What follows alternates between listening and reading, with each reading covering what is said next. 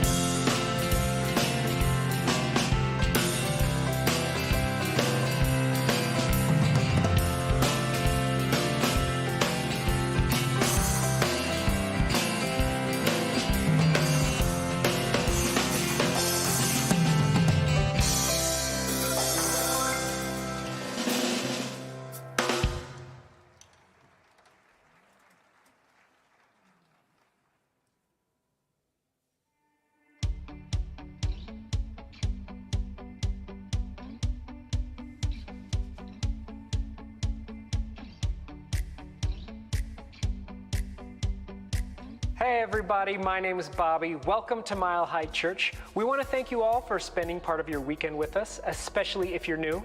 Our vision, Oneness Revealed, a world of love, peace, and abundance for all. And our mission, to serve as a spiritual beacon for personal empowerment and global enlightenment. Before we get started today, we want to give you a look at a few things coming up around Mile High Church for you and your family. At our winter solstice service, we honor the inhabitants of the world and anchor the cycle of light in an indigenous way. Come early for authentic Native American fry bread. Oh, fry bread. All proceeds go to benefit the Lakota Way Healing Center. And Happy New Year! Our intention setting workshop is on January 1st. Let's consciously bring your best virtues to your great opportunities and challenges, making 2024 a year of creative purpose. And to all a good... Oh, hello. I wanted to tell you a little bit about our Christmas candlelight services this year. We have some fantastic music planned and we're very excited to share it with you. Acoustic Eidolon will be here. We will have Jennifer Burnett, who always brings the heart of Christmas. We have Gianna Neathammer, who will be singing with our Mile High Choir. We have Bradley Hall, who will be getting jiggy with it. We have Barry Ebert, who will be playing with the Mile High Band, and a special guest instrumentalist, that's Dr. Roger. I will sing a song here or there, but mostly we are excited to have a special guest. Cheryl Renee will be joining us for Christmas this year. Bring your friends and family and join us for Candlelight 2023. We'll see you there. For more information about anything you've heard today, stop by the Event Center or check us out on milehighchurch.org. Fry bread! Hello, Mile High. Happy Sunday to you all. It's there this morning, and icy the last time I was out there. But if you want to sing along with me, stand and sing along if you'd like to. Why not love? Why not today? Why not right now with everything you say? Why not love? Why not today? Why not right now with everything you say? Love is a gift, you give it away. Open your heart and receive. Love is a gift, you give it away. Open your heart and receive. Why not peace? Why not today? Why not right now with everything you say? Why not peace? Why not today? Why not right now with everything you say? Peace is a gift, you give it away. Open your heart and receive. Peace is a gift, you give it away. Open your heart and receive. Why not joy? Why not today? Why not right now with everything you say? Why not joy? Why not today? Why not right now with everything you say? Joy is a gift, you give it away. Open your heart and receive. Joy is a gift, you give it away. Open your heart and receive. Why not love? Why not today? Why not right now with everything you say? Why not love? Why not today? Why not right now with everything you say? Why not right now with everything you say? Why not right now with everything you say?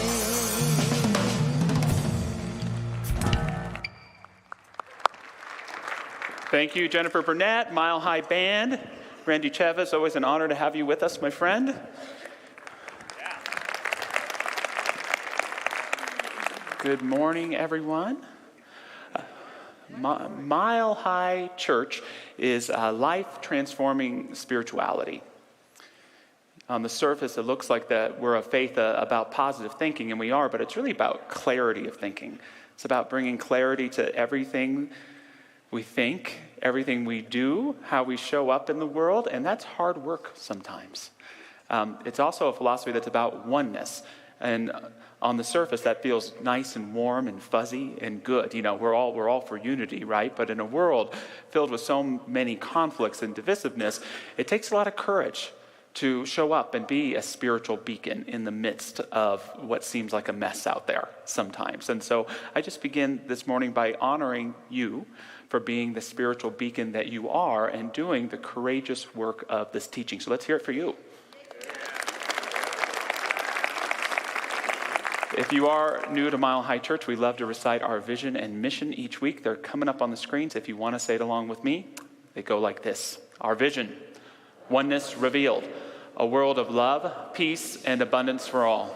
And our mission, to serve as a spiritual beacon for personal empowerment and global enlightenment. With that, we'll now move into our communal spiritual practice here in the sanctuary. Welcome everyone watching online as well.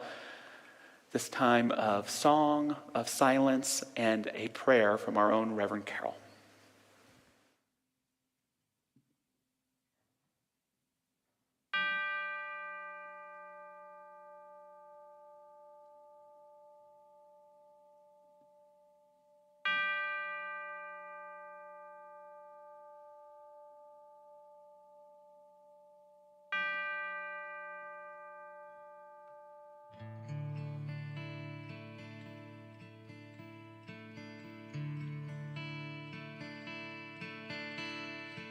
Surely the presence of God is in this place.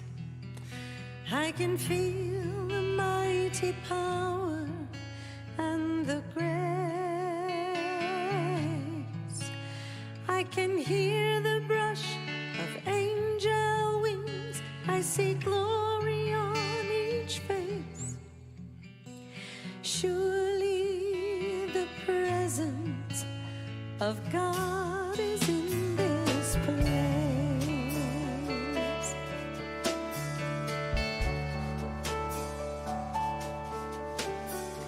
Surely the presence of God is in this place. I can feel the mighty power and the grace. I can hear the rush of angel wings. I see glory on each face. Surely the presence of God is in this place.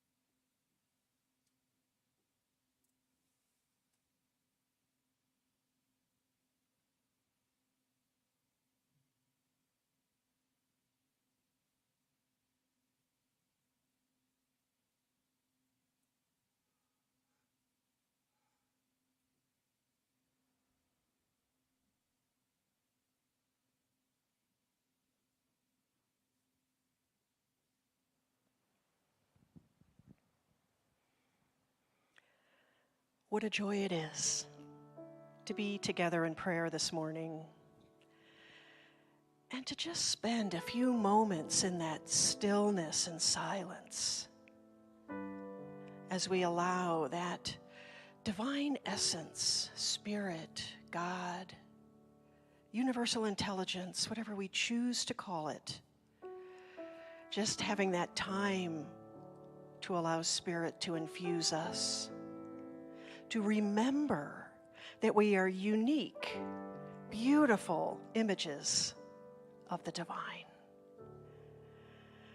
And just as we enjoy that beautiful Colorado sunlight this morning, we remind ourselves to open to the sunlight of the Spirit, to allow that presence that is always in, through, and around us to heal us, to remind us that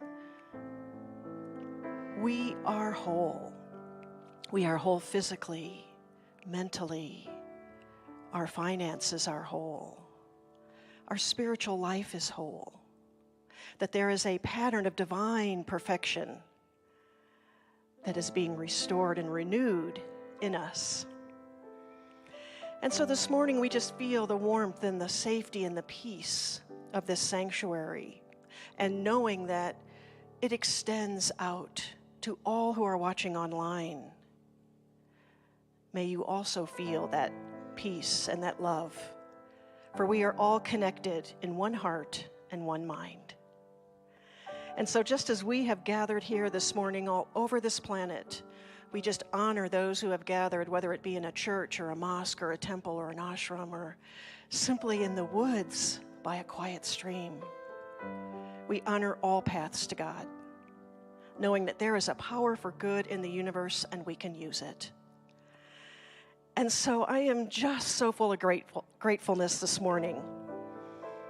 Grateful for this amazing community of Mile High Church, for the love that we share with each other and extend out into our community. Grateful for Reverend Josh Reeves and the amazing message he shares, knowing that it inspires and uplifts us. And so for this and so much more, I am so grateful, and I release these words and this truth into that beautiful alchemy of love and law, knowing that all is well because all is God, and so it is.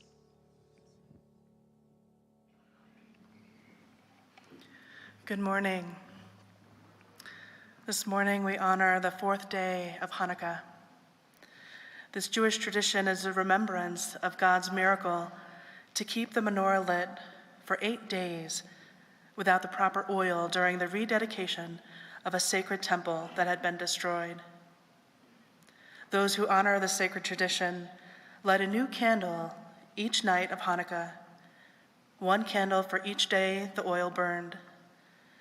To light this candle and share with us the sacred prayer is Rama Newton, which will be followed by a sacred song by Jennifer Burnett. Good morning, everybody, and happy Hanukkah. I was gifted at the 8 o'clock service with a surprise from my family. My son came up and joined me for this process. So I just honor my family in this today, too. So you'll see, as Reverend Michelle said, that there are 4 candles. This is the 4th day, yet there are actually 5 candles on the menorah. And the 5th candle, there's always an extra, and it typically stands a little higher, is the shamus candle, the helper candle. And my understanding is that this candle represents that sacred vessel of oil that was the miraculous one that burned for 8 days and 8 nights. So it holds that place, and it's what is used to light the remaining candles. So in a moment, I will light the shamus and then light the other candles from it. And then I will recite the prayer. And I just wanted to speak it in English one time through, and so you know as I sing what that means. Blessed are you, Lord, our God, King of the world, who sanctified us with his commandments and commanded us to kindle the Hanukkah light.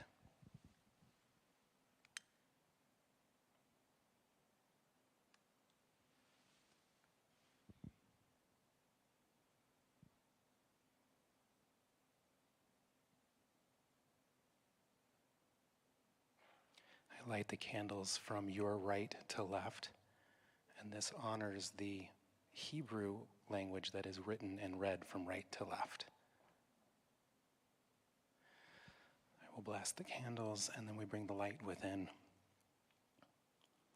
Baruch atah Adonai, Eloheinu melech haolam, asher kitshanu bar mitzvoso v'tzivanu, lahadlik ner she'er Hanukkah. Amen. Now Jennifer is going to lead us in the song Shalom Aleichem, which is a common Hebrew greeting which means peace upon you, very similar to the Muslim greeting Assalamu Alaikum, peace be with you.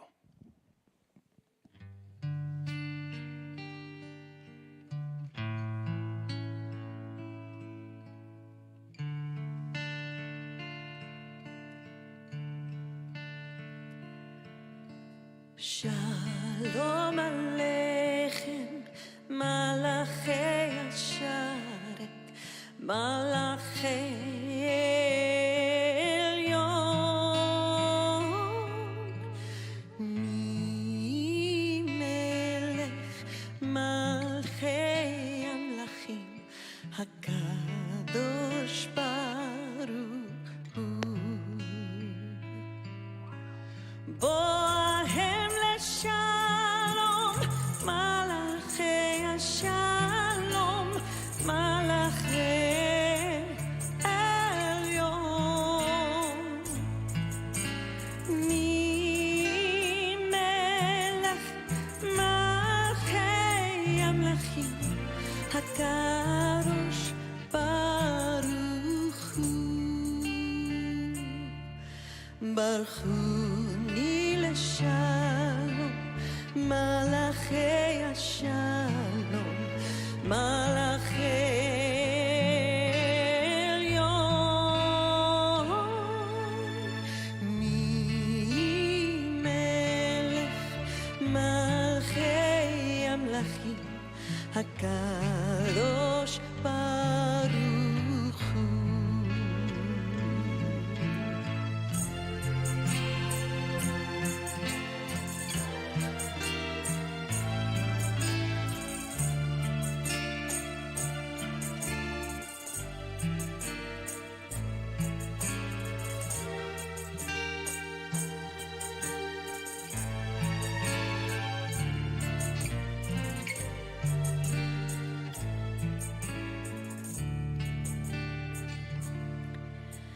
Shalom Aleichem, Malachei Asharet, Malachei Elyon,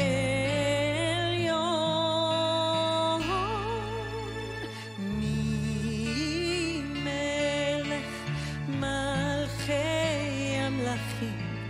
הקדוש ברוך הוא. בואכם לשלום, מלאכי השלום, מלאכי עליון. ממלך מלכי המלכים, הקדוש ברוך הוא.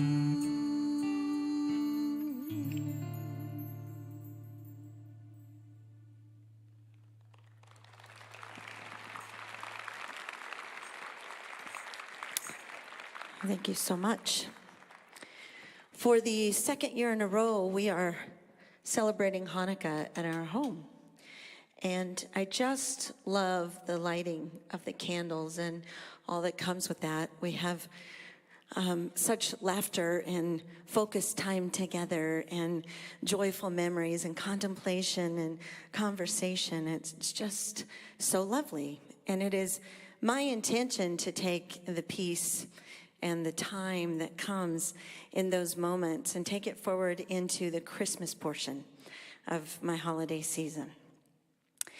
And I would invite you that if you're having some struggles this year, or perhaps every year, you have struggles at the holiday season for various reasons, either things that have happened or things that are happening, or of all the things that are happening in the world right now, just take a moment to find that, light a candle, perhaps, and find some peace, find some focused time. Because if you're unable to find Christmas this year, maybe let Christmas find you.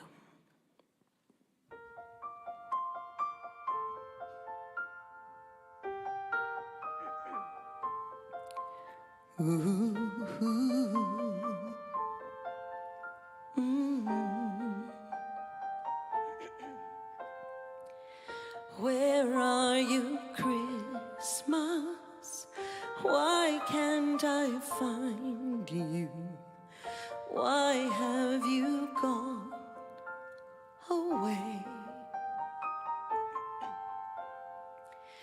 Where is the laughter you used to bring me? Why can't I hear music play?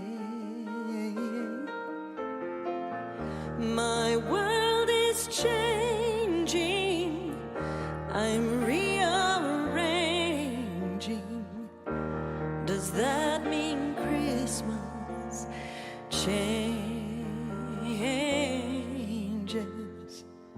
too?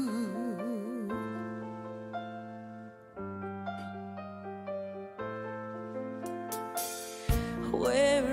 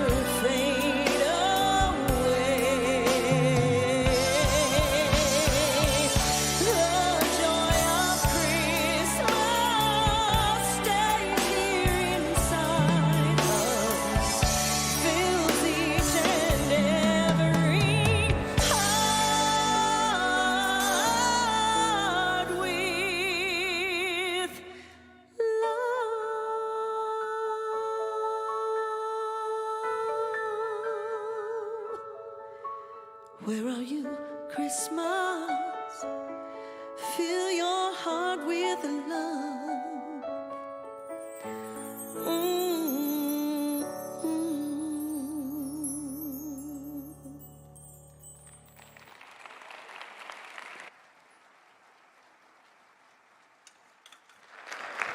Jennifer Burnett, so multi-talented. Wow.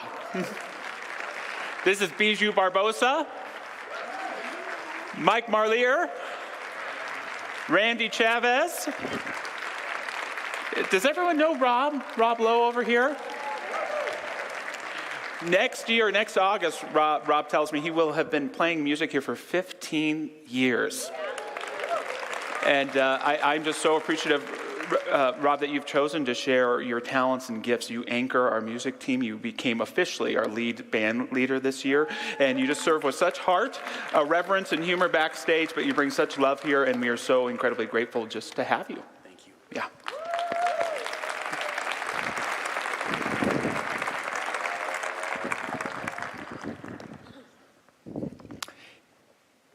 We are in full holiday mode here at Mile High Church.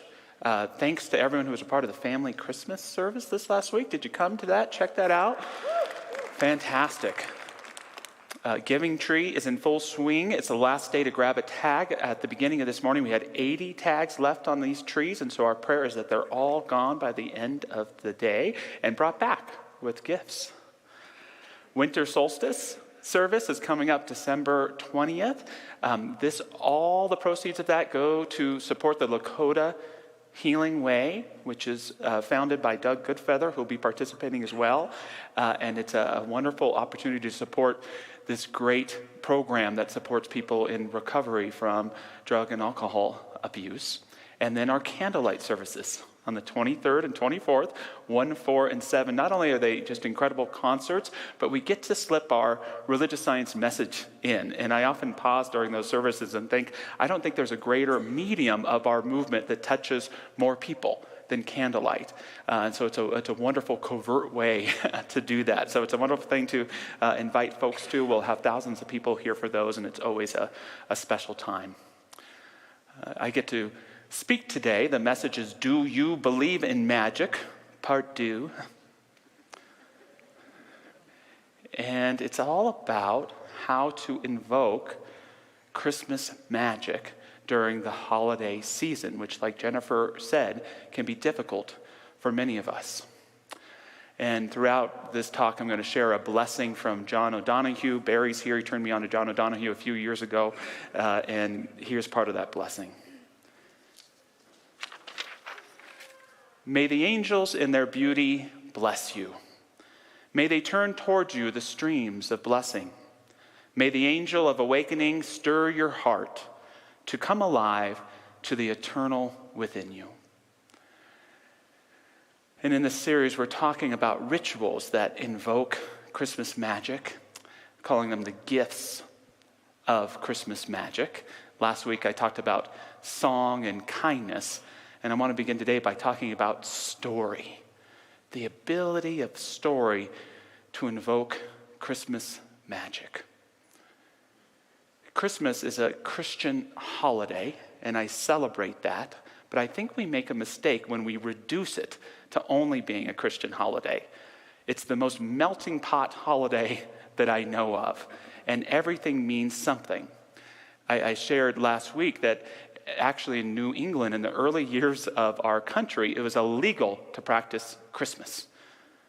Not only because people were raising a ruckus, but because the Puritan types saw that all of these other winter solstice pagan things were going on and said, we don't want anything to do with that.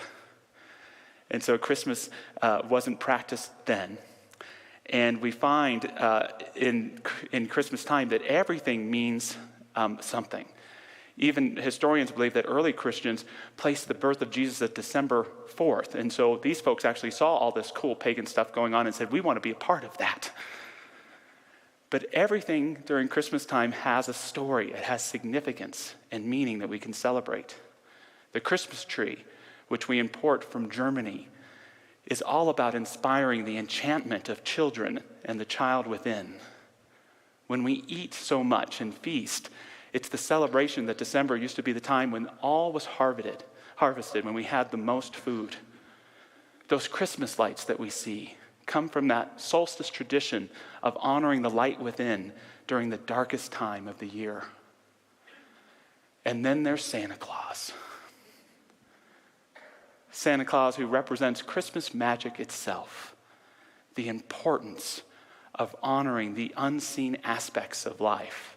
I shared with you last week, not growing up with a lot of religion, that it was my belief in Santa Claus that helped me understand and believe in the unseen. We live in the seen, but we have our being in the unseen, where we discover the true soul and meaning of life. There was a very famous letter to the editor that was written in 1897 by a young girl named Virginia, and it's been republished every year since. Her letter was to Francis Church, the editor of The Sun. Dear editor, I am 8 years old. Some of my little friends say that there is no Santa Claus. Papa says if you see it in the sun, it is so. Please tell me the truth. Is there a Santa Claus? Virginia, your little friends are wrong. They have been affected by the skepticism of a skeptical age. They do not believe except what they see. They think that nothing can be which is not comprehensible by their little minds. All minds, Virginia, whether they be men's or children's, are little. In this great universe of ours, man is a mere insect, an ant in his intellect as compared with the boundless world about him, as measured by the intelligence capable of grasping the whole of truth and knowledge. Yes, Virginia, there is a Santa Claus. He exists as certainly as love and generosity and devotion exist, and you know that they abound and give to our life its highest beauty and joy. So we can find story in all of the symbols of Christmas. You can find it too by honoring your ancestors and your family. Share the stories of why you eat what you eat, of why you practice what you do. And of course, make sure to enjoy a great Christmas movie. How many of us have already imparted on a great Christmas movie? Okay, what are you looking forward to seeing, those who haven't? Anybody? It's a Wonderful Life, Elf. Did I hear Bad Santa? What else is out there? Okay, A Christmas Vacation, White Christmas, Miracle on 34th Street. Yeah. Home Alone, did I hear Die Hard? The Bachelor's double feature on Christmas Eve is Die Hard, followed by Lethal Weapon, which with Jennifer Burnett would come out and we could have a debate about whether or not those are Christmas movies or not, but that'll be a different sermon at a different time. Christmas is best when we find our own story, and make sure you watch that Christmas movie. You'll try to say, well, I've seen that before. Well, you haven't seen it now. Die Hard is not a Christmas movie. There it is, see?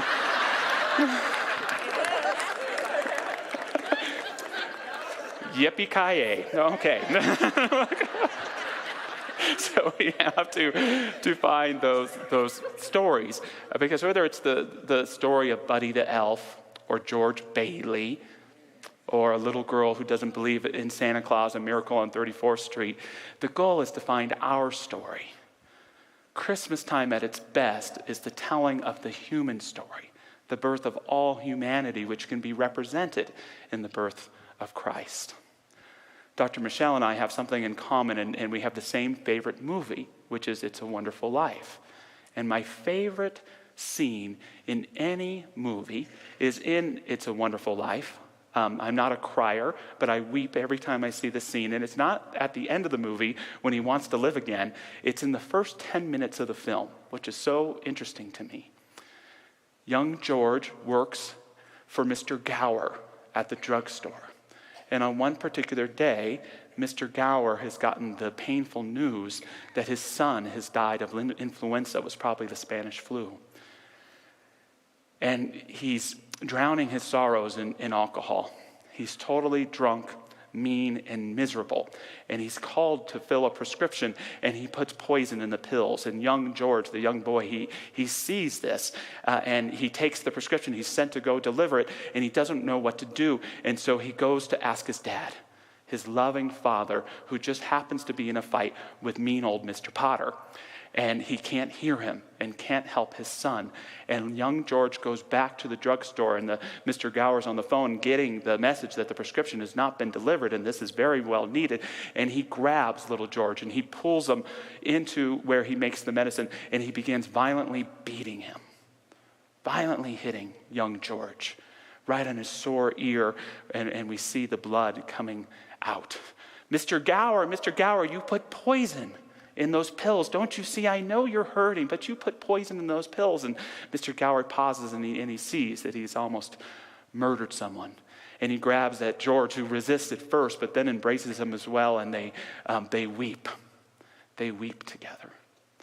And never have I seen a more powerful scene in a film that shares, in a sense, the sordid vulnerability of living. That we at times can suffer so much and so seek to medicate or hide that pain that we can make a terrible mistake. And yet there is the wisdom at the heart of a child that can bring a saving grace. And it's so powerful to me because I can be all the characters in that scene. I can be young George trying to find his way and learning the dangers of the world, and yet the importance of holding to truth and goodness. I can be the father who loves his children endlessly, but sometimes can't hear them when they need me the most. I can be mean old Mr. Potter, only caring about money. And I can be Mr. Gower, in such pain and in such sorrow, right on the edge of everything breaking, and yet grabbed and saved by grace. May the angel of compassion open your eyes to the unseen suffering around you. May the angel of wildness disturb the places where your life is domesticated and safe, taking you to the territories of otherness, where all that is awkward in you can fall into its own rhythm. Story can invoke Christmas magic. And another one of the great gifts of Christmas magic is giving. How many people are complete with their Christmas shopping? Are you on your way? You're getting there? Well, hopefully this message will help you with that shopping and perhaps even save you some money. Because there's a shadow side to giving, which is about superficial transactions. It should not be about going into debt. It should not just be about fulfilling the list of what someone wants. It should not be a replacement for saying, you're sorry, or I wish I had done more for you this year, or seen you, or showed up. Gift giving should be a very vulnerable kind of exercise. If you're not a little nervous when they're opening the present, you're not truly engaging in the Christmas magic of giving. Giving a gift is about letting the people we love know that we love them. It's about letting them know that we see them. It's about letting them know that they have an impact on our lives that's meaningful. And we have that choice to give in such a way. Every year, right at this time, I start thinking about my Buddha's present. I call it my Buddha's present. You didn't know that Buddhism and Christmas were so intimately related, did you? Here comes Buddha Claus, right down the middle way. Do you want to hear a little bit more? He'll come around when bowls ring out that it's Christmas time again. Peace on earth will come to all if we just follow the sutra's light. So let's give thanks for enlightenment, because Buddha Claus is coming tonight. Thank you. And when we think of a fat guy who expresses a lot of joy and happiness with a big sack, we think of Santa Claus. But there's another fat guy who's very happy and joyful, who carries around a sack, and he goes by many names, but one of them is Hotai. And he's the Chinese god of happiness. And when you're in that Chinese restaurant, you'll see that big-bellied Buddha, and he's often portrayed not in the picture that you're about to see, but with a sack. And what Hotai does, one of the legends of Hotai, it's kind of interesting, hear me out, is in China, he walks through the neighborhood and he gathers up all the trash that the adults have thrown away, and he gives it to the children who appreciate and play with it. Sounds a little unsanitary, I know, but hear me out. There's a deeper message here. Hotai takes from the adults that which they no longer appreciate or have the capacity to appreciate, and gives it to the child who has wonder and the capacity to appreciate and play with what has been thrown away, but still has immense value. And so the Buddha's gift is this. It's something that you own, that belongs to you, that perhaps you still appreciate, but not in the same way that you used to. And in the spirit of all that you can take with you is that which you've given away. The Buddha's gift is something you already own that you give to a loved one. It could be a new record player along with your 5 favorite albums. It could be a book you love that's actually belonged to you with your underlinings in it. It could be a letter that you wrote your spouse 20 years ago. It could be a collection of the family's recipes throughout the generations. It could be a box that you've just kept trinkets in your whole life. And what I'm willing to bet is that if you give this Buddha's gift, it will be the most meaningful present that your loved one receives this year. Now, if you're giving this to a younger person, you still need to buy the PlayStation game. But I promise you this, that PlayStation game will eventually be traded in or gather up dust, and that gift of meaning that you have given will last with them for the rest of their lives in a powerful way. So give a Buddha's gift, and you'll even save some cash. We all think generally these days when we ask what we want for Christmas in this transactional way. But how wonderful it is when we pause and just with thoughtfulness, ask ourselves questions for meaningful gift giving. Mile High, we're online all over the place, and this week on YouTube and on our Insight Timer will be a what to give for Christmas meditation. And there are 3 questions that go along with it, and what you can do is just write a list of all the people that matter to you, and then you ask yourself the following 3 questions.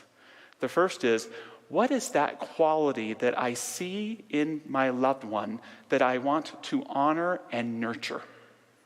Second, what is a gift that I can give this person that will nurture and honor this gift? And 3, how can I communicate with them this quality that I see and to honor them as so? Do not come up with a quality that you wish this person had. I'll use the example of my son, first of all, because there's only a 1 in 5 million chance that he will ever watch this service, and then I will also ask that you not tell him. But a quality I most see in him is caring and thoughtfulness. He is so caring and thoughtful, and yet one of the things I know is sometimes he struggles to convey that. And so a gift that I thought that I could give him is he's into Japan and Japanese studies right now, and so I bought a huge box of Japanese greeting cards and with a nice pen. Now he may open this up and look at me with a look of confusion. He may not use it for 20 years, but the point is to convey to him how thoughtful and caring I think he is, and that he may find use of these cards to express that caring and thoughtfulness one day. It may sound a little weird, but it's meaningful. My wife is here. I don't want to give away any Christmas presents, but when I think of the qualities of her, I think of just immense creativity. My wife is so incredibly creative, and often on Christmas I will get her things to express those creative juices, but often what happens is we get so busy that she doesn't get time. And so the gift that I want to give her this year isn't just things to be creative with, it's the time to do them. And so I hope to make little cutouts with this date and this time, at that time, so she can prepare to allow herself to be in her creativity and to express it in the beautiful ways that she does. What is it for you and the people that you love? What is that quality that you see and want to nurture in them? What is something you can give them that honors that? And how can you tell them so? Reverend Carol Wilkie, who did a beautiful prayer today, shared with me that her orthodontist shared with her that every year he wrote a letter to each of his children to tell them the accomplishments that he had seen them do and how he'd seen them grow as individuals. How thoughtful. How cool. Again, it may not be as valuable as the PlayStation game at the time, but later on, that meaning comes through. May the angel of Eros introduce you to the beauty of your senses, to celebrate your inheritance as a temple of the Holy Spirit. May the angel of justice disturb you to take the side of the poor and the wronged. May the angel of encouragement confirm you in warmth and self-respect, that you may live with the dignity that presides in your soul. A final gift of Christmas magic is stillness. Just like Jennifer shared so beautiful, that's something I wish for each and every one of you, is some time in the stillness this Christmas. Christmas is hard for a lot of us. For many of us, it's our loneliest time of year, and we can tend to isolate ourselves. We miss our loved ones who are no longer here in the way that they once were. Sometimes we may even be surrounded by people and still feel isolated and lonely. And what I'm wishing for you isn't isolation. Isolation is often that place that we put ourselves in self-rejection. It's where we disconnect from the world. What I wish for you is solitude. Solitude is where you meet yourself at your place in the world and realize that you are never alone. It's in solitude that stillness rises and we begin to know our place in God and God's place in us. We experience ourselves not in the temporal, but in the eternal reality of our soul and our connection. Henry Nouwen, the great Christian teacher, put it this way. He said, "Remember, you belong to God from eternity to eternity. You were loved by God before you were born. You will be loved by God long after you die. Your human lifetime, long or short, is only a part of your total life in God. The length of time doesn't matter. Life is just a little opportunity for you during a few years to say to God, I love you too." I wish that moment, and it will come on Christmas Eve or Christmas Day, a second out there on the porch, a little walk around the block to take a deep breath, a moment even to go to the restroom during the family dinner and take that deep breath and have that moment of connection where the Spirit greets you, where the hand of God holds on to your heart and puts it at ease, where the creative Spirit of God brings your mind to clarity in the present moment, where the presence of the divine inspires your spirit to truly see and behold the miracle of your living. It is in the stillness that our entire life can be informed by inner beauty and can be touched by grace. May the angel of death arrive only when your life is complete and you have brought every given gift to the threshold where its affinity can shine. May all the angels be your sheltering and your joyful guardians. So remember these 5 rituals of Christmas magic. Song, fill your life with music. Kindness, center your life not on money, not on worry, not on control, but being kind. I've regretted a lot in my life never being kind. Embrace story this year. Allow it to fill your life with meaning. Give from a place of not transaction, but of meaning and of heart. And find that stillness, or as Jennifer so lovingly put it, calm down and let it find you. to remind us that we live in the temporal, but we have our being in the eternal also. So moving into prayer this morning, inviting any of our wonderful practitioner prayer partners to stand with me if they so choose.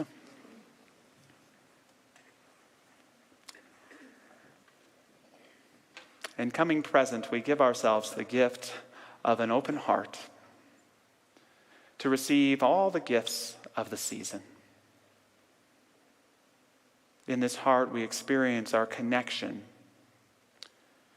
with the divine. In our heart, we feel our connection with all of our loved ones. In this heart, we can be transported into a consciousness of healing, of happiness, and of well-being.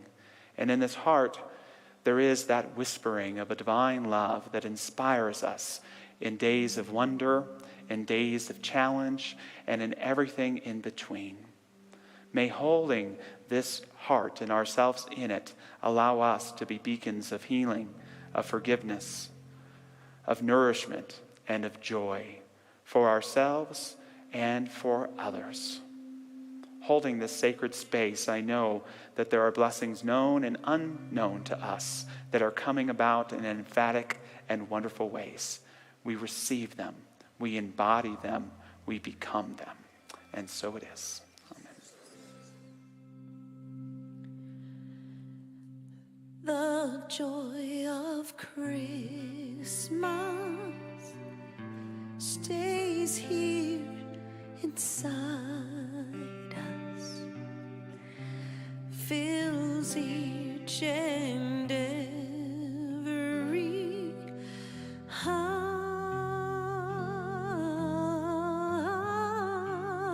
with love.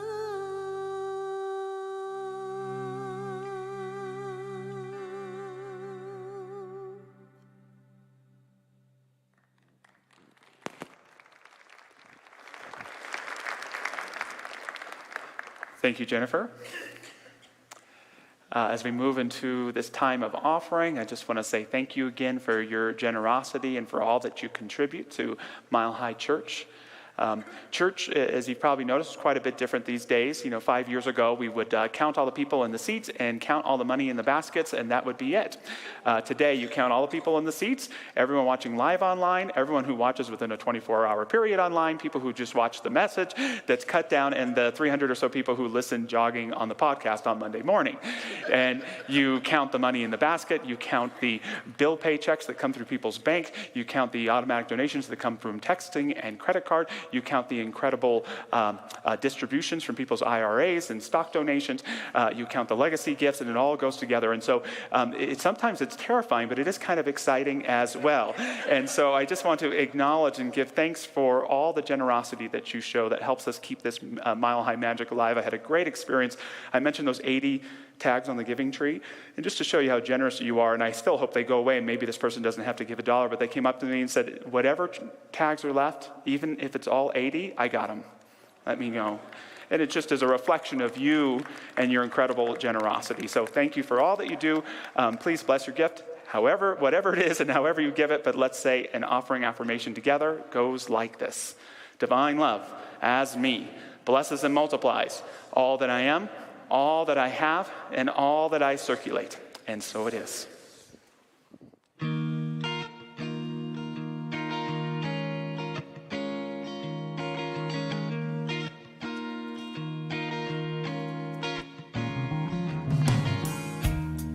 There is freedom within, there is freedom without, trying to catch the deluge in a paper cup. There are battles ahead, many battles I've lost, but you never see the end of the road while you're traveling with me. Hey now, don't dream it's over. Hey now, when the world comes in, they come to build the wall between us. We know they won't win.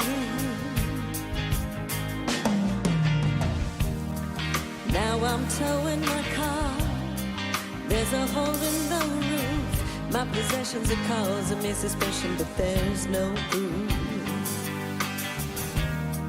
In the paper today, tells of war and of waste, but you turn right over to the TV page. Hey now, don't dream it's over. Hey now, when the world comes in, they come to build a wall between us. We know they won't win.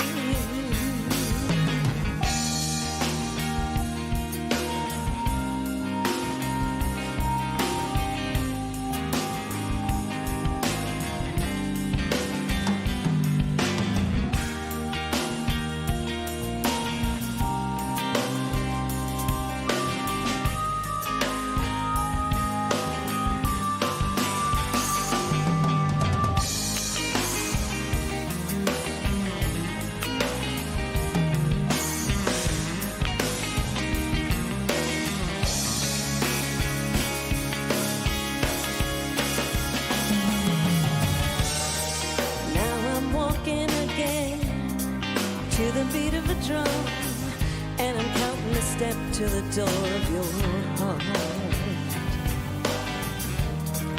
Only shadows ahead, barely clearing the roof. Get to know the feeling of liberation and release. Hey now, don't dream it's over. Hey now, when the world comes in, they come to build a wall between us. We know they won't win.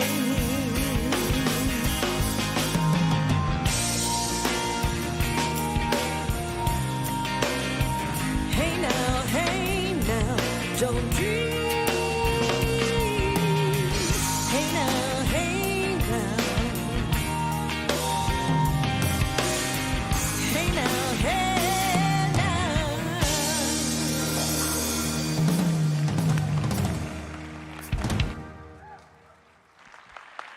Thank you, Jennifer and band.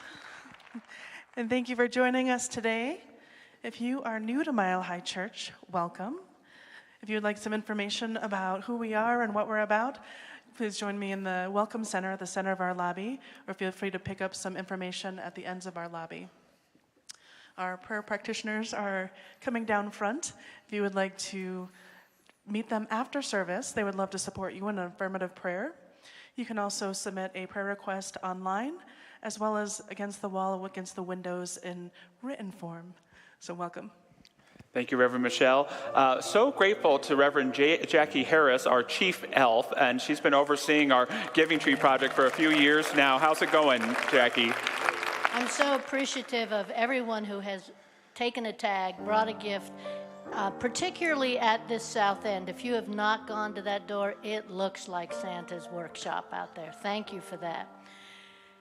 Give yourselves a hand. We do still have lots of tags left, so we'd love you to take a tag, and all of them are, well, I think I saw 3 coats out there, but the majority of them are gift cards. I know you want to buy gifts for the kids, but this is what these kids have asked for, so that they can then go out and shop and get their own gift, Dad. So they get what they want. So please stop by, and yes, we had a very generous donor who's going to step up. So thank you, Mile High, for continuing to be just such bright lights in the world. Excellent. Thank you to Jackie, our Make a Difference team. You can give on our Santa shop online if you're watching online as well. No healing light service. We're dark in December, so don't come back tonight unless you want to hang out on the labyrinth. Candlelight services again on the 23rd and 24th, 1, 4, and 7. See you there. And we have this beautiful community center and this wonderful thing called community. So if you go over there after the service, there's Starbucks coffee, there's snacks, there's carolers. Get to know and connect with other Mile Highers, and it feels really good. So with that, if you want to stand and repeat after me, I'm going to say a benediction. Something wonderful is happening to me right now. It is this thing called life. Life is in my mind, body, and all that I do. I give thanks for it, and I accept it. Just the way that it is, and just the way that it is not. Thank you, life.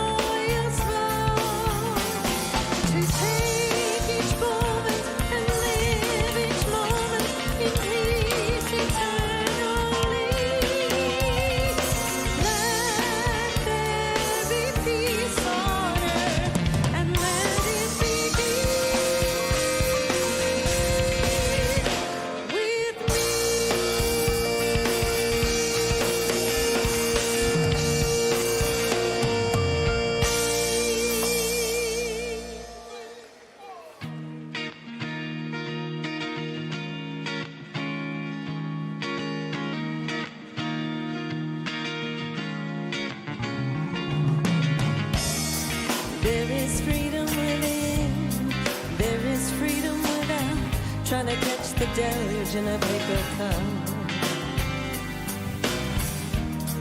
There's a battle ahead, many battles are lost, but you'll never see the end of the road while you're traveling with me. Hey now, don't dream it's over. Hey now, when the world comes in, they come to build the wall.